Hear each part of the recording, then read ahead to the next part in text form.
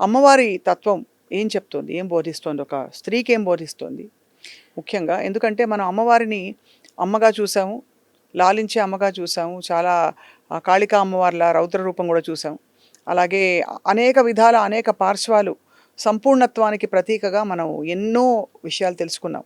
కానీ అసలు నిజంగా మనం ఉండవలసిన స్త్రీలకి ఇవాల్టి రోజుల్లో ఈ కలియుగంలో అమ్మవారి సందేశం ఏమిటి?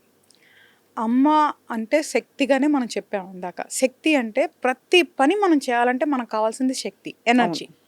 సో ఈ ప్రపంచం విశ్వం మొత్తం ఆధారపడింది ఎనర్జీస్ మీదే. ఇప్పుడు ఈరోజు నేను అదే చెప్తున్నా, మనకి ఏమిష్టం, ఏం చేస్తున్నాము, ఎలా బతుకుతున్నాము అనేది పక్కన పెడితే ప్రతి ఆడపిల్ల ఒక రోల్ మోడల్ లాగా ఉండాలి బేసికల్గా. అంటే ఈ శక్తి పరాశక్తి అంటే ఈ సృష్టి మొత్తం సృష్టించింది పరాశక్తి, ఒక స్త్రీ శక్తి అని మనం చెప్తున్నాము. కానీ రియల్ లైఫ్లో చాలా బలహీనంగా ఉంటుంది స్త్రీ శక్తి. అవును. సో నేనేమంటున్నానంటే మానసికంగా ధైర్యాన్ని పెంపొందించుకోవాలి, మంచి మార్గంలో నడవాలి, మంచి ఆలోచనలు అంటే స్వచ్ఛమైన ఆలోచనలతో ఉండాలి. మన బాధ్యతలు మనం నెరవేర్చుకొని ప్రతి స్త్రీ కూడా ఒక శక్తి రూపంలాగా ఉండాలి. అలాగే పురుషులు స్త్రీలని అంతే అద్భుతంగా ఒక మాతృదేవతలాగానో, ఒక భార్యని కూడా ఒక గౌరవంగా వాళ్ళు చూసుకోవాలి. గౌరవంగా అంటే మన ఇంట్లో ఉన్న కూతురిని కూడా మనం దేవి స్వరూపంగా పూజించుకోవచ్చు. అవును. సో నేనేమంటున్నానంటే ఫస్ట్ మనల్ని పూజించి గౌరవించేలాగా మన నడవడిక ఉండాలి.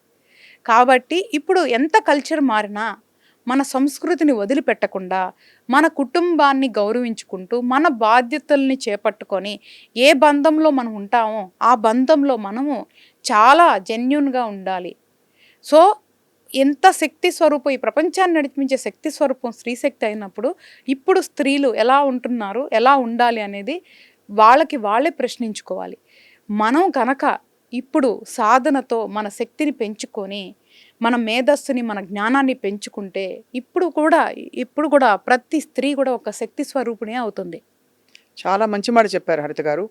ఇవాల్టి రోజుల్లో కావాల్సిన మంచి మాట చెప్పారు.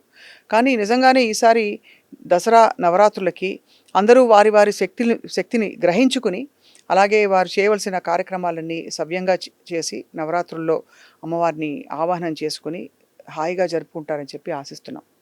ఎప్పుడైనా ఎక్కడైనా మీ చేతిలోనే వార్తా ప్రపంచం. మీ మొబైల్లో, మీ కంప్యూటర్లో, మీ టీవీలో.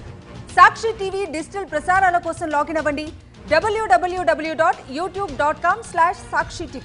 సబ్స్క్రైబ్ సాక్షి టీవీ యూట్యూబ్ ఛానల్.